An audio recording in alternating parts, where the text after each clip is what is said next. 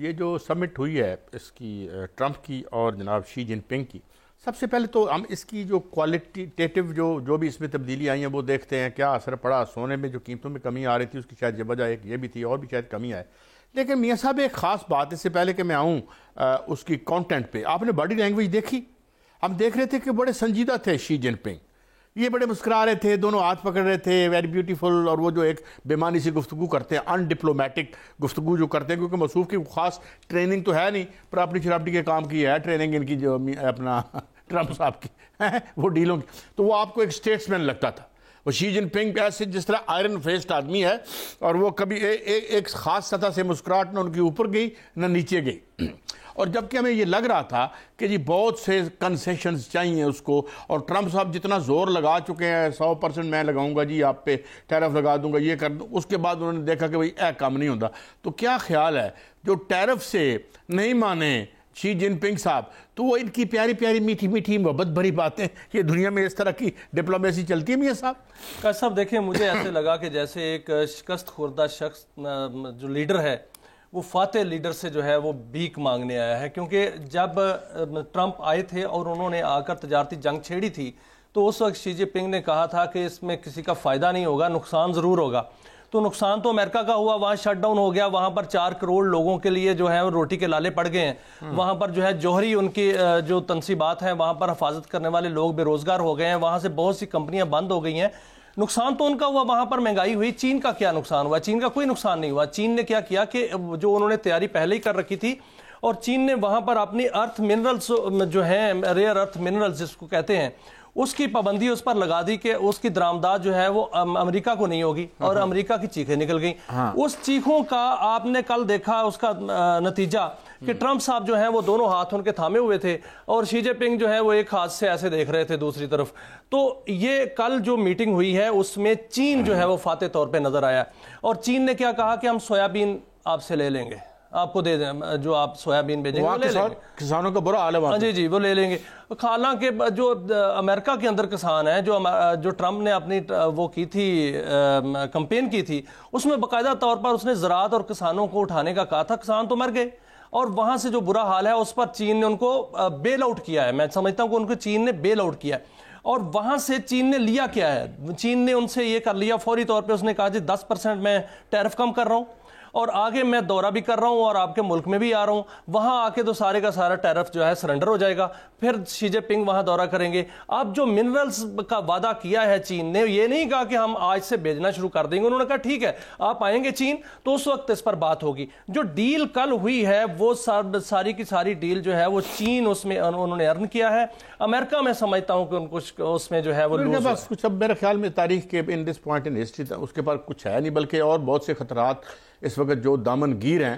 ابھی ہم اس پہ بات کریں گے کہ جو سٹاک ایکسچینج کے بارے میں جو بری خبریں ہیں، 2 بڑی کمپنیاں ان کی بینک کرپٹ ہوئی ہیں تو وہ شیڈو بینکنگ کی. لیکن جو IMF کی جو ہیڈ ہیں موصوفہ، وہ کہہ رہی ہے کہ مجھے رات کو نیند نہیں آتی. تو یہ ابھی ایک اور بہت بڑا خطرہ ہے جس میں آپ یہ بھی جانتے ہیں 70% امریکن جو لوگ ہیں وہ ان کے سٹیکس ہیں ان کے سٹاکس میں، اور سٹاکس جو ہیں اس وقت جو ہے وہ سرپٹ ایک گھوڑے کی طرح دوڑ رہے ہیں، جس طرح 2002 میں ہم نے دیکھا تھا، جس طرح ہم نے 1930. خیر یہ بات بھی کی باتیں ہیں، مگر ہم یہ ریکارڈ پہ رکھنا چاہتے ہیں کہ یو ول سی کہ جو سٹاکس ہیں یہ کس طرح اوندے گرتے ہیں. تو امریکہ بیچارے کے حالات تو ہمیں پتلے اور برے ہی لگتے ہیں.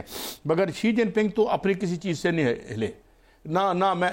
دیکھیں نا، باڈی لینگویج بڑی امپورٹنٹ ہوتی ہے. اور ایک آپ کو ایک سالڈ بات ہوئی کہ اس کا مطلب کہ وہ تو بج نہیں ہوئے.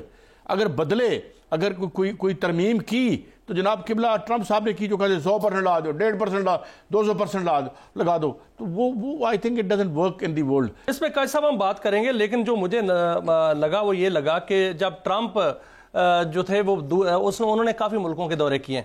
اس میں انہوں نے برطانیہ کا دورہ بھی کیا. برطانیہ کے دورے میں یہ دیکھنے میں آیا کہ انہوں نے شہزادہ چارلز کو چھوڑ کے ان کا ایک گارڈ ہے, ان کا ہاتھ پکڑ کر آگے چل پڑے, اور انہوں نے یہ ثابت کرنے کی کوشش کی کہ میرے لیے یہ گارڈ جو ہے وہ زیادہ اہم ہے. یہی کام انہوں نے جاپان میں کیا ہے, لیکن چین کے ساتھ جب مذاکرات ہوئے ہیں وہاں پر جوڑ پڑا ہے اصل میں, اور وہاں پر مجھے یہ پوری دنیا نے دیکھا اور پوری دنیا جو ہے وہ اس پر تبصرے کر رہی ہے. وہاں پر نظر یہ آیا کہ جو ٹرمپ ہیں وہ ہار چکے ہیں, تجارتی جنگ وہ ہار چکے ہیں, اور چین تجارتی جنگ جو ہے وہ جیت چکا ہے, ٹیکنالوجی کی جنگ جو ہے وہ جیت چکا ہے. نویڈیا کے حوالے سے آج ایک خبر آ رہی ہے کہ ان کا جو ہے وہ منافع, ان کی جو ویلتھ ہے اور منافع ہے وہ 50 خرب ڈالر تک پہنچ گیا ہے. تو یہ کیا ہے, بہت بڑی کامیابی ہے. میاں صاحب میں ایک آپ کو بات بتاؤں, what stock exchange. Stock exchange میں میری فیکٹری ہے جو میں نے 50 روپے کی لگائی ہے. اب میں ابھی جب اوپر پروگرام کرنے آ رہا تھا تو میں دیکھنا چاہ رہا تھا کہ اس وقت جو ہے کتنی اوور ویلیوڈ ہے. اوور ویلیوڈ کا مطلب یہ ہے کہ یہ جو پانی کی بوتل ہے, یہ پانی کی بوتل 50 روپے کی ہے یا 70 روپے کی ہے, اتنی اس کی قیمت ہے. اب اسٹاک ایکسچینج میں اگر یہ 500 یا 600 روپے کی بکی ہوئی ہے تو اٹس ناٹ, یہ تو آپ کہہ سکتے ہیں کہ بروکر بھی پیسے کما رہے ہیں, جس نے وہ اسٹاکوں میں وہ دھندا کر رہا ہے اس کو بھی پیسے کما رہے ہیں. But in the ultimate analysis جب کریکشن, جسے یہ کریکشن کہتے ہیں, جب یہ کریکشن آئے گی تو لوگوں کی جو آمدنی ہے وہ راتوں رات غائب ہوتی ہے. اس میں ٹک ٹاک کا بھی معاملہ جو ہے وہ زیر بحث آیا. ٹک ٹاک کا معاملہ یہ ہے, ٹک ٹاک کا معاملہ یہ ہے کہ یہ امریکہ کے قبضے میں نہیں ہے, اور ٹک ٹاک نے جو نتان یاہو کو بری طرح ننگا کر دیا ہے. چین نہیں مانا اس پہ, چین کہتا ہے کہ اس کے پیچھے اسرائیل ہے. اسرائیل ہے کیونکہ اسرائیل نے جو کچھ کیا ہے وہاں پر آپ دیکھیں کہ ان کو جو ہے اسرائیل نے کہا ہے کہ وہاں سے کروڑوں جو پوسٹیں ہیں ان کو ریموو کیا جائے. تو اسرائیل تو اپنی وہ چیزیں چھپا رہا ہے. یہ جتنی باتیں ہیں وہ موو کر دیا جائے.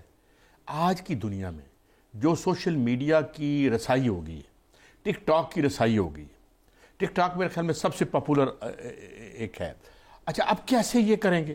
کیا ٹک ٹاک میں راتوں رات کوئی کیمیکل تبدیلی آئے گی اور لوگ سمجھیں گے کہ یہ ایک جانور, ایک تھرڈ کلاس, ایک درندہ نہیں ہے نتان یاہو, بلکہ بڑا نیک اور شریف آدمی ہے اگر ٹک ٹاک خرید لیتا ہے وہ.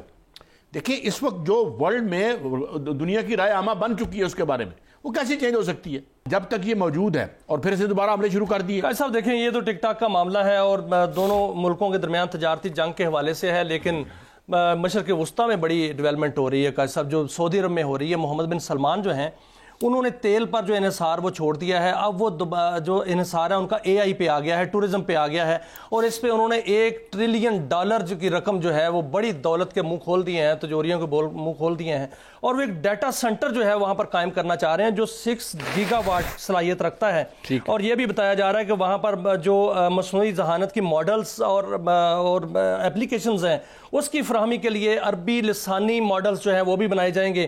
اور اس میں یہ بھی ہے کلاؤڈز کمپیوٹنگ اور کوانٹم کمپیوٹنگ پر بھی وہ آ رہے ہیں, اور اس کے لیے ان کو قائد صاحب بہت زیادہ انفراسٹرکچر بھی چاہیے, ان کو بہت زیادہ ماہرین بھی چاہیے, ان کو زیادہ ایکسپرٹیز بھی چاہیے.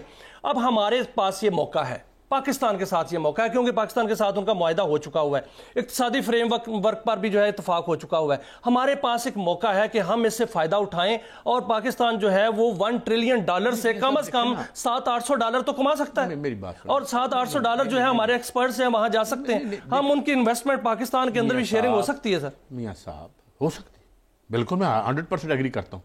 پریورٹی کیا ہے کہ جو آپ کے پاس یونیورسٹی ہیں وہ آپ بیچ رہے ہیں اونے پونے پہ. آپ جو ہے بجائے, کیا آپ نے ایسے ادارے یہاں بنائے ہیں جو ایسی, دیکھیں ایک AI کے لیے ہنرمند ورکر چاہیے, تو یہاں پہ ہنرمند ورکر کیا کرتا ہے, جو لمس سے نکلتا ہے, جو کسی بڑے ادارے سے نکلتا ہے, ویزا کٹوا کے تو نکل جاتا ہے نیمہ نیمہ ہو کے باہر.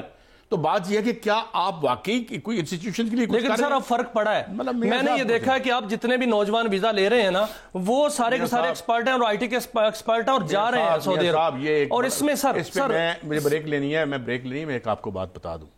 AI کا ایک جو سب سے بڑا ہے نا وہ اسے دیکھنا, میں آپ کو کیمبرج کی رپورٹ بتا رہا ہوں, تقریباً 47% ورک فورس کو جو دنیا بھر میں AI جاب لیس کر رہی ہے.